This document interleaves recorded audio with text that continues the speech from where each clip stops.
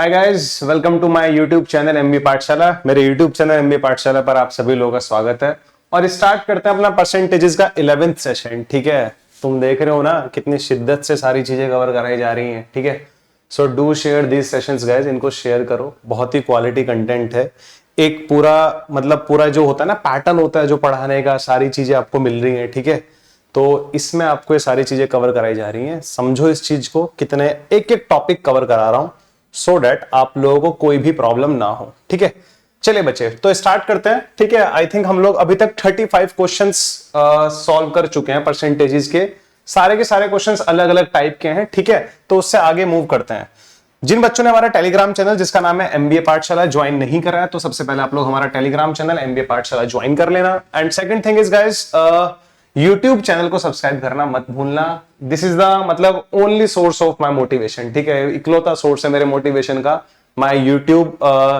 मेरे यूट्यूब पर कितने सब्सक्राइबर्स हैं। ठीक है, एंड जो आप लोग हर वीडियो के एंड में एक मतलब होता है ना कि एक वैल्यूएबल कमेंट देते हो कि सर इसमें हमें ये चीज अच्छी लगी। ठीक है, डेफिनेटली बहुत कुछ सीखने के लिए मिल रहा होगा आप लोगों को। ठीक है, एंड आप लोग शेयर भी कर रहे होंगे। ठीक है, चलो तो 35 तक हम लोग डिस्कस कर चुके थे। 36 क्वेश्चन देखते हैं बच्चे क्या हमारे सामने है। ओके, 36 क्वेश्चन को रीड करते हैं, फिर इसको सॉल्व करने की कोशिश करेंगे। इन year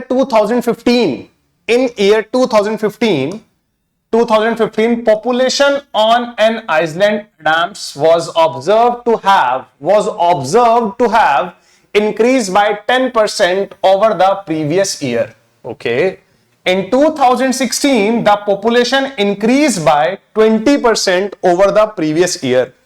In 2016 the population increased by 20% over the previous year, and in 2017 it is increased by 10% over the previous year. However, in 2018 the population recorded was same as in 2017. There is no change. It means same as there is no change. If at the end of the year 2018 the population is 12204 more than the population recorded at the end of 2014. 14 के comparison में जो 18 में हमारा population है वो कितना ज्यादा है, 12204। ठीक है, आई होप यहां तक की कहानी समझ में आ गई होगी। Then what is the population at the end of 2014?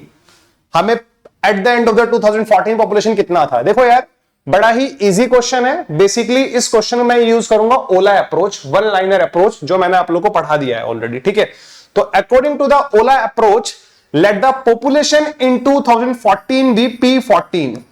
Late the population in 2014 be P14। 15 में कितना इंक्रीमेंट हुआ? 10% इंक्रीमेंट हुआ over the previous year. Previous year was 14 के कंपैरिजन में 10% इंक्रीमेंट हुआ। तो 10% का फ्रैक्शन कितना होता है? 1/10। इसका इंक्रीजिंग मल्टीप्लाइंग फैक्टर कितना होगा? 11/10।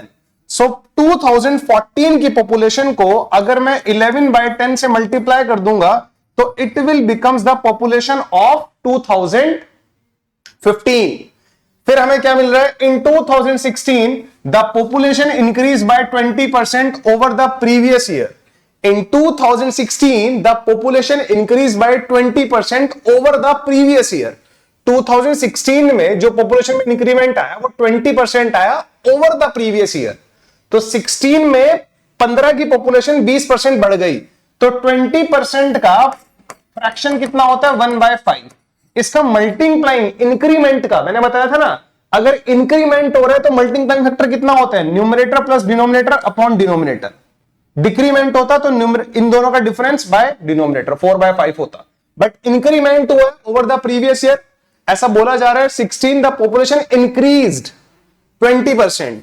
तो इसका मल्टीप्लाई आप लोग करोगे 6/5 से। ये बात आप लोगों को समझ में आ गई होगी।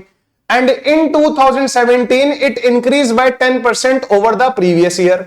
अगेन 10% का मल्टीप्लाइंग फैक्टर कितना होता है? 11/10। 10% इंक्रीमेंट का मल्टीप्लाइंग फैक्टर होता है 11/10।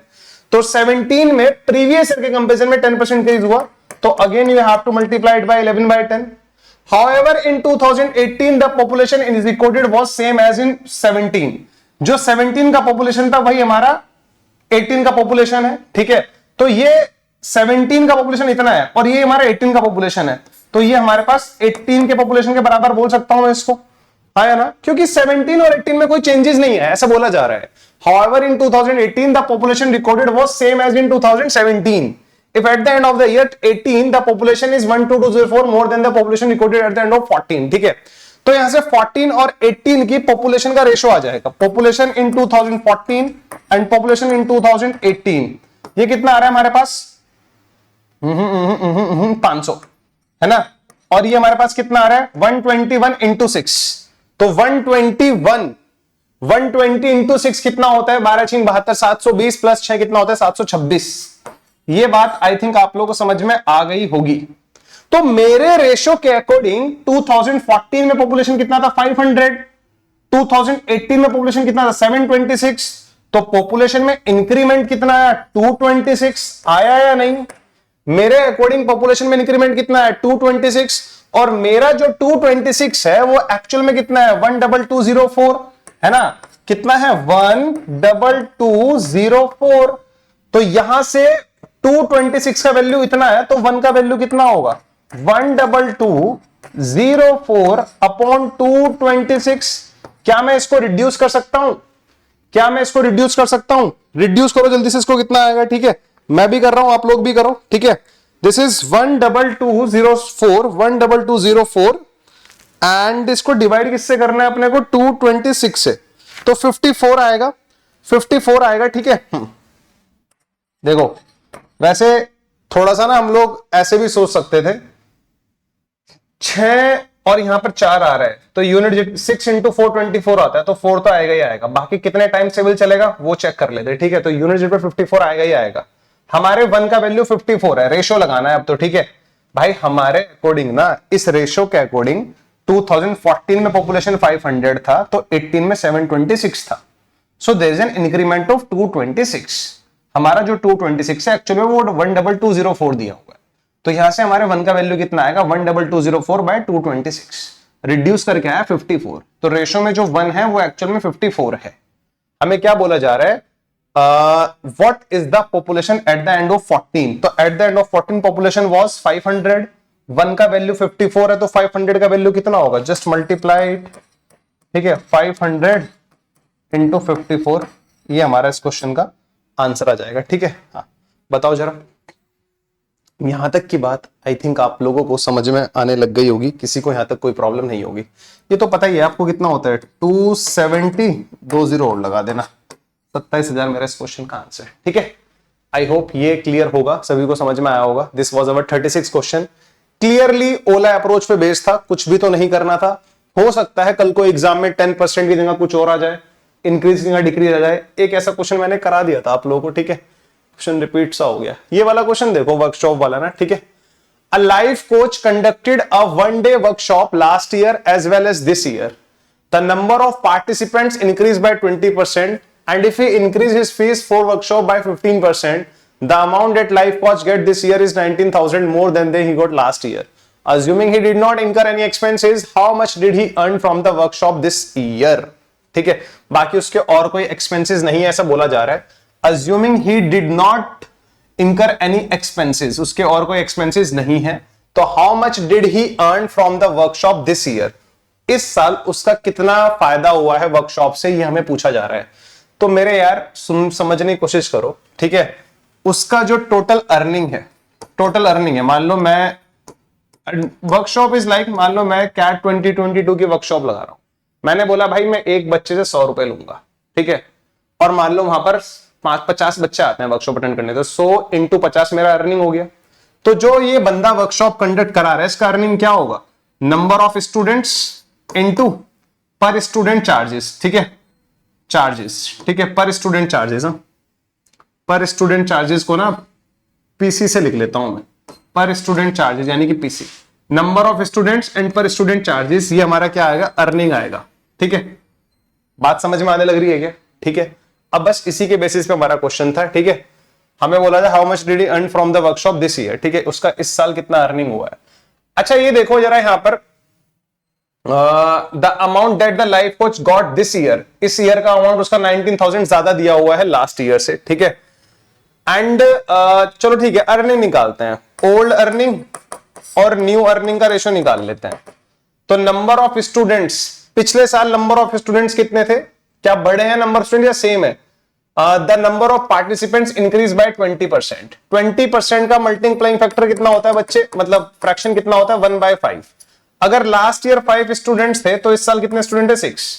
रेशो निकाल रहा हूं ना मैं, आप लोग इसको x इंट्रोड्यूस कर लो, कोई फायदा नहीं होने वाला, उसका x रिड्यूस हो जाएगा। मैं रेशो निकाल रहा हूं अपनी पुरानी अर्निंग का और न्यू अर्निंग का, ठीक है। पिछले साल अगर 5 बच्चे थे तो इस साल 6 बच्चे हैं। The amount that the life coach got this year, इतना, ठीक है। अच्छा, फीस में 15% का इंक्रीमेंट आया है। फीस में कितना इंक्रीमेंट आया? 15% का। तो 15% कितना होता है? 3/20 होता है, ये सभी को पता है। 15% कितना होता है? 3/20। 20 का 15% कितना होता है? 3 होता है। अगर पिछले साल 20 रुपीज फीस ली थी मैंने एक बच्चे से, तो इस साल मैंने कितनी फीस ली है? 23 रुपीज फीस ली है। यहां तक की बात आप लोगों को समझ में आ गई क्या? यदि मैंने इस पिछले साल 20 रुपीज फीस ली थी, 20 का 15% 3 होता है, तो इस बार फीस इंक्रीज हुई है, 20 + 3 फीस कितनी हो गई? 23 हो गई। यहां तक अगर आपको कहानी क्लियर है तो आप लोग मुझे बता सकते हो कि सर यहां तक तो स्टोरी अपने को क्लियर है, कोई प्रॉब्लम नहीं है, ठीक है। थोड़ा सा दोबारा से समझने की कोशिश करना, आई होप आपको समझ में आ जाए। जो वर्कशॉप कंडक्ट करा रहा है बंदा, उसकी अर्निंग 2 कंपोनेंट पे डिपेंड करती है। एक तो वो एक बच्चे से कितना पैसा ले रहा है, और उसकी वर्कशॉप को अटेंड करने के लिए कितने नंबर ऑफ स्टूडेंट्स आ रहे हैं। तो जो अर्निंग है ना, वो number of students into price पर स्टूडेंट। प्राइस पर स्टूडेंट कितना है, ठीक है। तो नंबर ऑफ स्टूडेंट्स 20% इंक्रीज हुए हैं, तो 20% का फ्रैक्शन कितना होता है? 1/5। यदि लास्ट ईयर 5 स्टूडेंट्स आए थे तो इस साल 6 स्टूडेंट्स आए हैं। जो हमारा फी है वो भी 15% इंक्रीज हुआ है, तो 15% का फ्रैक्शन कितना होता है? 3/20। 20 का 15% कितना होता है? 3 होता है। अगर पिछले साल 20 रुपए फीस थी तो इस साल 23 रुपीज फीस है। इनको मल्टीप्लाई करने में बचपन से एक्सपर्ट हूं, इसको उड़ा देना जरा। यहां पे 10 आएगा, यहां पर 3 आएगा, तो ये कितना आ रहा है हमारे पास? 50। ये कितना आ रहा है हमारे पास? 69। तो ओल्ड अर्निंग और न्यू अर्निंग का रेशो आ गया। ओल्ड अर्निंग और न्यू अर्निंग का रेशो आ गया। बताओ जरा, हमारी ओल्ड अर्निंग कितनी थी? 50, और न्यू अर्निंग कितनी है? 69। तो हमारी अर्निंग में कितने का इंक्रीमेंट आया? 19 का। हमारी अर्निंग में कितने का इंक्रीमेंट आया? 19 का इंक्रीमेंट आया। रेशो के अकॉर्डिंग, रेशो के अकॉर्डिंग हमारी अर्निंग में कितना इंक्रीमेंट आया? 19 का। बट एक्चुअल में जो उसकी अर्निंग है वो इस साल 19,000 ज्यादा है लास्ट ईयर से, ऐसा यहां पर बोला जा रहा है। The amount that he the life coach got this year is 19,000 more than he got last year, ठीक है। तो जो रेशो का 19 है वो एक्चुअल में 19,000 के इक्वल है। तो यहां से 1 का वैल्यू कितना आ जाएगा? 1000 आ जाएगा। बोले तो हाँ या ना? अगर 19 का वैल्यू 19,000 तो 1 का वैल्यू कितना होगा? 1000 होगा। ये बात आपको क्लियरली समझ में आ गई होगी, ठीक है। हमसे पूछा क्या जा रहा है? How much did he earn from the workshop this year. This year बोले तो उसकी नई अर्निंग निकालनी है। तो रेशो में वो कितनी है? 69 है। 1 का वैल्यू 1000 है, तो 69 का वैल्यू कितना होगा? 69,000, which is the correct answer to this question. बताओ जरा, यहां तक की स्टोरी आप लोगों को क्लियर है क्या? यहां तक की स्टोरी आप लोगों को क्लियरली समझ में आने लग गई होगी। This was our 37th question. बहुत ही प्यारा क्वेश्चन था, ठीक है। चलिए 38 क्वेश्चन की तरफ मूव करते हैं। अच्छा, ये जो क्वेश्चन है 38 क्वेश्चन, इसको करने के हमारे पास 2-3 तरीके हैं, ठीक है। और अगर मैं बात करता हूं उन तरीकों की, तो एग्जाम में इन पे क्वेश्चन आया हुआ है। एग्जाम में ये सिमिलर क्वेश्चन आया हुआ है। कैट 19 में था एक, ठीक है, मतलब बुक्स वाला क्वेश्चन था एक, कि इतनी बुक्स इसकी हैं, इतनी बुक्स इसकी हैं, ठीक है। फिक्शंस और नॉन फिक्शंस बुक वाला। प्रीवियस ईयर क्वेश्चंस की बिल्कुल भी टेंशन लेने की जरूरत नहीं है। Just join my Telegram channel MBA पाठशाला। उसके फाइल्स सेक्शन में आप लोगों को प्रीवियस ईयर क्वेश्चंस की पूरी शीट्स हम लोगों ने सेग्रीगेट कर रखी है topic wise, with video solution available है वहां पर। तो आप लोग वहां से उसकी हेल्प ले सकते हैं, तो आपको कोई भी प्रॉब्लम नहीं होगी, ठीक है। तो प्रीवियस ईयर क्वेश्चंस को लेकर बिल्कुल टेंशन नहीं है। अगर मैं पढ़ा रहा हूं ना, तो मुझे पता है, मैं प्रीवियस ईयर क्वेश्चंस पहले ही कवर करा चुका हूं, तो मुझे पता है कि कौन कौन से कॉन्सेप्ट्स कराने हैं बच्चे को, ठीक है। चलिए इस क्वेश्चन को देखते हैं बच्चे। The population of a town is 6000, number of males increase by 5%, number of females increase by 9%, then population will become 6500 after 1 year. मतलब थोड़ा सा लॉजिक लगाओ, जो मेल्स हैं वो 5% इंक्रीज होते हैं, जो फीमेल्स हैं वो 9% इंक्रीज होता है, तो हमारी पॉपुलेशन कितना इंक्रीज हो जाती है? 6500 हो जाती है 6000 से। तो पॉपुलेशन में 500 का इंक्रीमेंट आया, ठीक है। हमें number of males and females बताना है कितना होगा वहां पर, ठीक है। मतलब देखो इसको करने के दो तरीके हैं। हो सकता है आप पहले बोलने लगो sir let the number of males be m, initially number of males m थे, नंबर ऑफ फीमेल्स f थे, और टोटल मिला कितना था 6000 था। आप ऐसे बोल सकते हो, बिल्कुल बकवास अप्रोच है जो मैं यहां पर लिख रहा हूं ये, ठीक है। Number of males increase by 5%, तो 5% का जो फ्रैक्शन होता है वो होता है 1/20। कोई भी चीज अगर 5% इंक्रीज हो रही है तो 20 का 5% 1 होता है, 20 से 21 हो जाएगी। तो मेल्स हो गए 21 20 से, ये हमारे पास मेल्स हैं। फीमेल्स इंक्रीज बाय 9%, 9% का फ्रैक्शन कितना होता है बच्चे, 9/100 होता है ना। ये कितना हो जाएगा हमारे पास 109/100 times of f, and this is nothing, कितना बन जाएगा हमारे पास 6500 हो जाएगा। बोले तो हाँ या ना। यहां तक की बात आप लोगों को समझ में आने लग गई क्या, जरा मुझे बताओ। तो we have to find the number of males and females, we have to find the number of males and females, बताना अपने को कितना होगा। तो ये इसका बिल्कुल बकवास अप्रोच है। बहुत सारे लोग बोलेंगे सर ये दो इक्वेशन ही तो हैं, इन दोनों इक्वेशन को सॉल्व करने में हमें कोई प्रॉब्लम नहीं है, हम सॉल्व कर लेंगे। बट आप थोड़ा सा सॉल्व, मैं चाहता हूं आप लोग इसको सॉल्व करें और टाइमर लगा के सॉल्व करें, ठीक है। टाइमर लगा के सॉल्व करना तो तुम्हें फर्क पता लग जाएगा कि ये अप्रोच मैं क्यों नहीं चूज करूंगा एग्जाम में डील करने के लिए, और मैं कौन सी अप्रोच से इसको डील करूंगा, ठीक है। उसमें देखना आप लोग कितना कम टाइम लगेगा। तो मैं कभी भी इक्वेशंस बना के सॉल्व नहीं करूंगा, क्योंकि एग्जाम में एक्चुअल में इस तरह के क्वेश्चंस के लिए इतना टाइम इन्वेस्ट करना सही नहीं है, ठीक है। तो मेरा अप्रोच क्या रहेगा, पहले ये देखो जरा, ठीक है बच्चे, समझने की कोशिश करना बड़ा ध्यान से। इनिशियली 6000 थे हमारे पास, इस 6000 में हमारे पास कुछ मेल्स हैं और कुछ फीमेल्स हैं, ठीक है।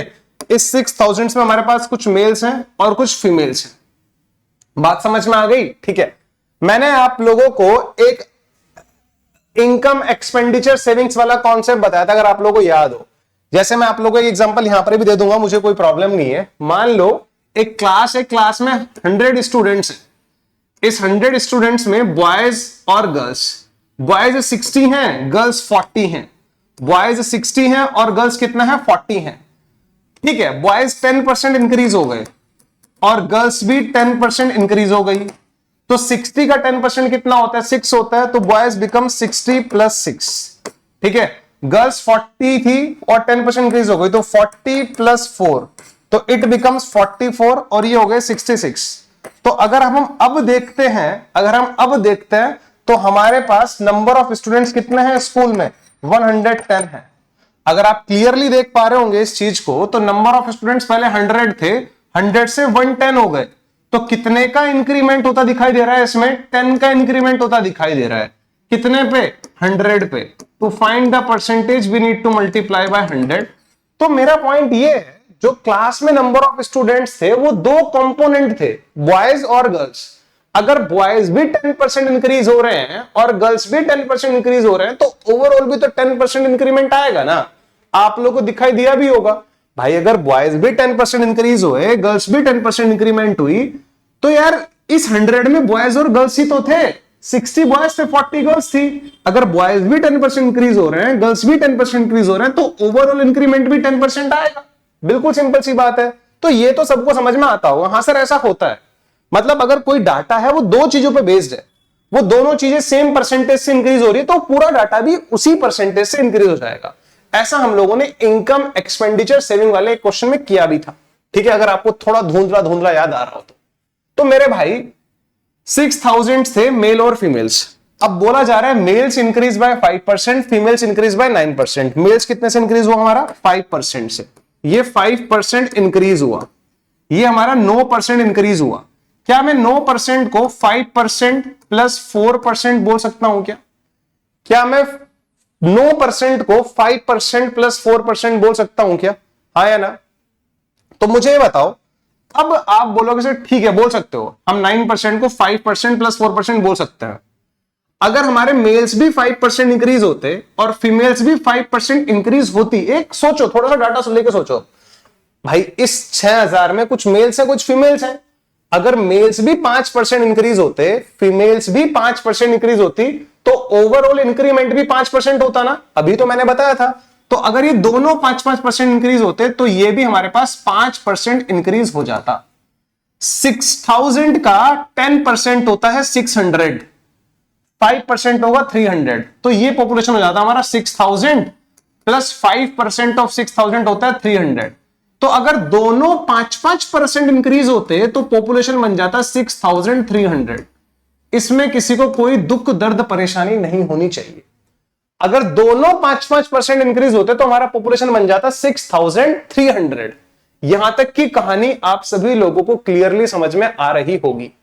अब मेरा सिंपल सा पॉइंट यह है आप लोगों से, अगर दोनों 5-5% के होते तब इतना होता, बट एक्चुअल में मेल्स तो 5% इंक्रीज हुए हैं, फीमेल्स 9% इंक्रीज हुई हैं। तो मैंने अभी फीमेल्स को 4% और इंक्रीज करना था। अगर मैं फीमेल्स को और 4% इंक्रीज करता हूं ना, तो एक्चुअल में कितना बन जाता है, 6500 बन जाता है। This is according to question, ये मैंने खुद से नहीं लिखा यहां पर, मुझे क्वेश्चन में गिवन था। Then population will become 6500 after 1 year. अगर मेल्स 5% इंक्रीज होते हैं, फीमेल्स 9% इंक्रीज होती हैं, तो हमारी पॉपुलेशन 6500 हो जाती है आफ्टर 1 ईयर। ठीक है, ये बात आपको समझ में आ गई होगी। तो मेरे अकॉर्डिंग अगर मेल्स भी 5% इंक्रीज होते हैं, फीमेल्स भी 5% इंक्रीज होते हैं, तो ओवरऑल पॉपुलेशन हमारा 5% इंक्रीज हो जाता है। 6000 का 5% कितना होता है, 300, तो पॉपुलेशन हो जाता है 6300। बट अगर मेल्स हमारे 5% इंक्रीज होते हैं, फीमेल हमारी 5 + 4% इंक्रीज होते हैं, तो ये 6500 हो जाता है। तो आप देख रहे हो मेरे अकॉर्डिंग अगर दोनों को 5% इंक्रीज करता हूं और क्वेश्चन के अकॉर्डिंग देखता हूं, तो कितने का फर्क आ रहा है, 200 का फर्क आ रहा है। कभी सोचा है 200 का डिफरेंस क्यों आ रहा है? क्योंकि मैंने दोनों को 5% इंक्रीज किया था। एक्चुअल में इसने मेल्स को तो 5% ही किया है, फीमेल को 9% किया है। तो फीमेल्स को 4% और बढ़ाने की वजह से ये 200 इंक्रीमेंट हो गया। लॉजिक लगाओ, मतलब लिटरली ना आप पहली बार समझ रहे हो इसको, तो आपको टाइम लगेगा यार। आपने पहली बार जब साइकिल चलानी सीखी थी, आपको तब भी टाइम लगा था। आप पहली बार सीख रहे हो तो आपको टाइम लगेगा, बट लिटरली ये बहुत ही कम टाइम लेगा जब हम इसको प्रैक्टिस करेंगे। मैं सीधा कहता हूं आप लोगों को, कैट 19 का वो फिक्शन एंड नॉन फिक्शन वाला क्वेश्चन करना तो सही यार। आप इसी अप्रोच पे बेस्ड था वो क्वेश्चन। और ऐसा नहीं कि मैंने कैट 19 के बाद ये पढ़ाना शुरू किया, मैं उससे पहले पढ़ा रहा था ये सब चीजें। ठीक है, इसको मैं बोलता हूं डिवाइड एंड रूल। ठीक है, डिवाइड करो और रूल करो। ठीक है, तो हमने इसको डिवाइड करा और फिर हम रूल कर रहे हैं। अब इसको 5% में क्यों ब्रेक किया, क्योंकि इससे सपना आया। अगर ये 6 होता तो मैं इसको 6 + 3 रखता, फिर ओवरऑल को 6% इंक्रीज करता। तो लॉजिक सिंपल सा ये है, अगर मेल्स को 5% इंक्रीज करते हैं, फीमेल्स को 5% इंक्रीज करते हैं, तो 6000 का 5% कितना होता है, 300 का इंक्रीमेंट होता है पॉपुलेशन में पहले के कंपैरिजन में। अगर मेल को 5% करते हैं, फीमेल को 9% करते हैं, तो पॉपुलेशन में इंक्रीमेंट हो रहा है 500 का। 6000 से 6500 हुआ, 500 इंक्रीमेंट हुआ। वो 200 का फर्क क्यों आ रहा है, क्योंकि ये 4% अब इंक्लूड किया, पहले किया नहीं था। ये 4% किसका है, फीमेल का। तो फीमेल का 4% 200 के बराबर है। फीमेल का 4% of female is equal to 200। यहां से आप लोग सॉल्व कर लेंगे 50, तो फीमेल का वैल्यू कितना आ जाएगा, यहां से 5000 आ जाएगा। फीमेल 5000 है, टोटल 6000 थे, जिसमें से फीमेल 5000 है, तो मेल कितने होंगे, 1000 होंगे। ये इनिशियल में है, इनिशियल हमारे पास फीमेल 5000 थी, मेल 6000 थे। अब क्वेश्चन को ध्यान से देखना, उसने पूछा क्या है। उसने पूछा है find the number of males and female, तो हमने निकाल लिया 1500। क्वेश्चन में कौन सा बताना है, पहले वाला बताना है या नए वाला बताना है, वो डिपेंड करेगा। अगर उसको नए वाला पूछना है ना, तो बोलता number of males and female after increment. If से जो सेंटेंस शुरू होता है वो कंडीशनल सेंटेंस होता है। इट मींस उसने ओरिजिनल में पूछा है कि इस 6000 में मेल्स कितने थे, फीमेल्स कितनी थी। कुछ लोग ना बहुत देर से कहने जा रहे होंगे, जब इन्होंने मैं समझा रहा हूँ, अरे एलिगेशन लगा लेते, एलिगेशन लगा लेते, एलिगेशन लगा लेते। एलिगेशन से आप लोग सॉल्व कर सकते हो, कोई प्रॉब्लम नहीं है। ठीक है, एलिगेशन भी इस क्वेश्चन को सॉल्व कर लेगा, हमें कोई भी प्रॉब्लम नहीं है। ठीक है, यस। बट मुझे लगता है शायद आप लोगों को यह तरीका समझ में आया होगा, आप लोगों को लगा होगा कि हाँ यार कुछ तो था डिवाइड एंड रूल में। क्योंकि कभी कभी एलिगेशन भी थोड़ा कॉम्प्लिकेटेड हो जाता है अगर वैल्यूज थोड़ी अटपटी आ जाती हैं। वैसे तो अगर हम देखें पॉपुलेशन हमारी, एलिगेशन वाला तरीका देख लो। देखो पहला तरीका ये रहा, पहला तरीका ये रहा इसको शुरू करने का। दूसरा तरीका ये रहा इसको शुरू करने का, जो कि मैं क्वेश्चंस में अप्लाई करता हूं। अगर वो हमसे बोलता ना बताओ आफ्टर इंक्रीमेंट, इससे जो आता है ना, क्योंकि ये जो 4% था ये ओरिजिनल था, वैल्यू ओरिजिनल वैल्यू पे इंक्रीज होती है। फीमेल्स का 4% 200 के बराबर आ रहा है, क्योंकि 200 का डिफरेंस आ रहा था। ये 200 का डिफरेंस क्यों आ रहा है? क्योंकि हम लोगों ने ये 4% इंक्लूड नहीं किया। तो 4% ऑफ फीमेल बराबर 200। तो यहां से फीमेल की वैल्यू आ जाएगी हमारे पास 5000, मेल की वैल्यू आ जाएगी 1000। तो ये बात आपको समझ में आई होगी। अब एलिगेशन कैसे लगाते हैं आप देख लो। 6000 से 500 का इंक्रीमेंट आया 6000 पे, ठीक है। इसको सोल्व कर लो, कितना आएगा 1/12। 1/12 का वैल्यू कितना होता है 81/3%। टोटल इंक्रीमेंट 81/3 का आ रहा है। मेल और फीमेल, मेल 5% इंक्रीज हो रहा है, फीमेल 9% इंक्रीज हो रहा है। टोटल हमारे पास 81/3% इंक्रीमेंट हो रहा है। रेशो निकाल लो, यहां से 2/3 आएगा और यहां से कितना आएगा हमारे पास ये 10/3 आ जाएगा। तो रेशो देख लो 1:5 आ रहा है। तो मेल और फीमेल का रेशो 1/5 था। मेल अगर 1000 है तो फीमेल 5000 होंगे, मतलब मेरे अकॉर्डिंग 6 आ रहा है। 6 का वैल्यू 6000, 1 का वैल्यू 1000। तो you guys can also use alligation method यार। आप लोग यहां पर एलिगेशन मेथड भी लगा सकते हैं, ठीक है। एलिगेशन पढ़ा था ना, एलिगेशन पढ़ा था ना, एवरेज मिक्सचर एलिगेशन की पूरी प्लेलिस्ट का लिंक इस वीडियो के डिस्क्रिप्शन में मिल जाएगा, ठीक है, देख सकते हैं आप लोग। चलिए बच्चे, बड़ा ही प्यारा क्वेश्चन था, बड़ी फील आई इस क्वेश्चन में, ठीक है। हाँ, यहां तक की बात आपको क्लियर होगी तो अगले 2 क्वेश्चन और करेंगे। एक बार ये क्वेश्चन रीड करो, ठीक है। The savings of Aman are 30% of his earning. Aman की अर्निंग को 100 मान लेते हैं, ये अमन की बात कर रहा हूं मैं यहां पर। सेविंग्स कितना है 30% है, तो सेविंग्स होगी कुछ एक्सपेंडिचर होगा, तो 30 सेविंग्स है, एक्सपेंडिचर 70 होगा। While the savings of Ram are 150% of the savings of Aman. अब राम भी आ गए यहां पर। जो राम की इनकम तो नहीं पता, बट उसकी सेविंग्स और एक्सपेंडिचर, सेविंग्स कितनी है, savings of Ram are 150% of the savings of Aman. Aman की सेविंग्स का 150% निकालो, इसकी सेविंग्स का 150%, तो 150% ऑफ मतलब पूरा फील ले लो, ठीक है। इसको उड़ाओ यहां पर, 3/2 आएगा, 15 3 45। सेविंग्स 45 है, सेविंग्स 45 है उसकी, ठीक है। अगर कोई आदमी 45 रुपए सेव कर रहा है तो उसकी इनकम एटलीस्ट 45 तो होनी चाहिए, है ना। उसकी इनकम, भाई अगर मुझे 100 रुपए सेव करने हैं तो मेरी इनकम 100 रुपए तो होनी चाहिए ना, तभी तो सेव कर पाऊंगा। अभी ये थोड़ा ही किसी से उधार लेके सेव करूंगा, ऐसा तो नहीं होगा ना। तो आगे देखो क्या बोला जा रहा है, the combined earning of a Aman and Ram as a percentage of Aman's earning. The combined earning of Aman and Ram. Aman की अर्निंग को तो मैंने 100 माना हुआ है, राम की अर्निंग मुझे मालूम नहीं है, बट हां ये मिनिमम कम से कम 45 तो होगी ही होगी, कम से कम 45 होगी, कम से कम 45 होगी, इससे ज्यादा हो सकती है, मिनिमम होगी, मिनिमम 45 तो होगी ही होगी। क्यों होगी, इसकी सेविंग्स 45 है। अगर मान लो इसके एक्सपेंडिचर 0 है तो तब भी इसको 45 रुपीज कमाने पड़ेंगे, क्योंकि इसकी सेविंग्स 45 है। तो the combined earning of Aman and Ram as a percentage of Aman's earning can not be. भाई कंबाइंड अर्निंग कितनी आ रही है, अगर मैं इसको 45 लेता हूं, 100 प्लस 45, देखो ये तो फिक्स है, ये 45 से कम कभी नहीं हो सकता। As the combined earning of Aman and Ram as a percentage of Aman's earning, as a percentage of Aman's earning. To find the percentage we need to multiply by 100। इसको उड़ाओ तो ये कितना आ रहा है हमारे पास, 145% आ रहा है।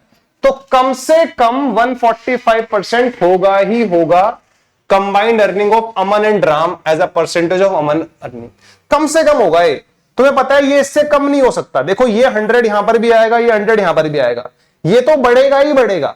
अगर न्यूमरेटर बढ़ेगा तो पूरा वैल्यू भी बढ़ेगा। तो मिनिमम 145% तो होगा ही होगा, इससे ज्यादा हो सकता है। भाई इस चीज की पॉसिबिलिटी है ना, जो राम की अर्निंग है ना वो 45 से ज्यादा हो सकती है। मैंने तो सिर्फ एक केस लिया है कि भैया राम की अर्निंग 45 से कम नहीं हो सकती।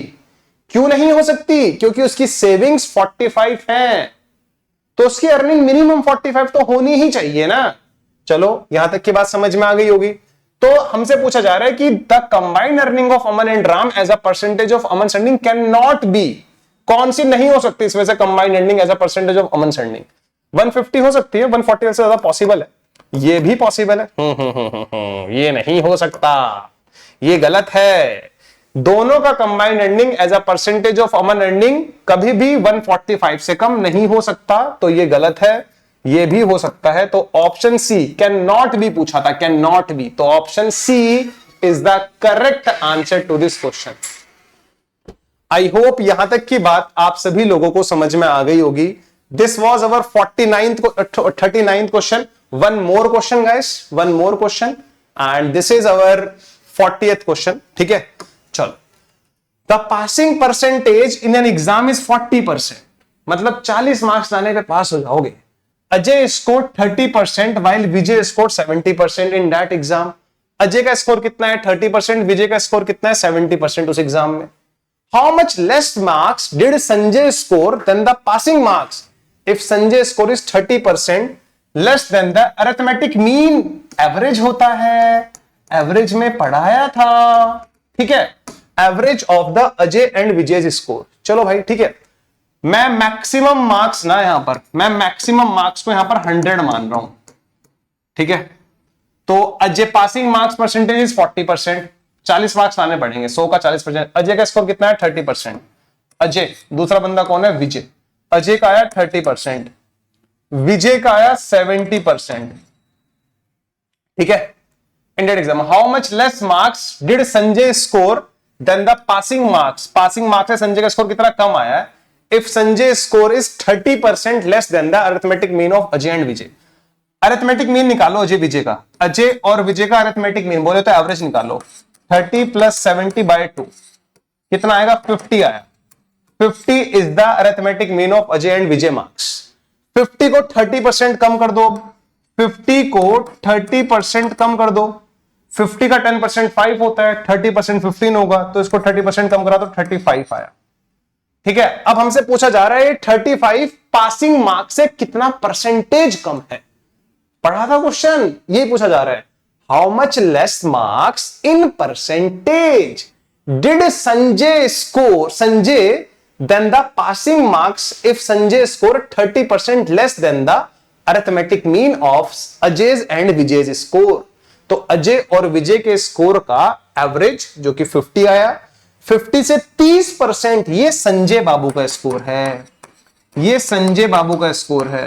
तो संजय बाबू का स्कोर पासिंग मार्क्स से कितना कम है, ये हमसे पूछा जा रहा है, less than the passing marks. तो पासिंग मार्क्स कितना था बच्चे?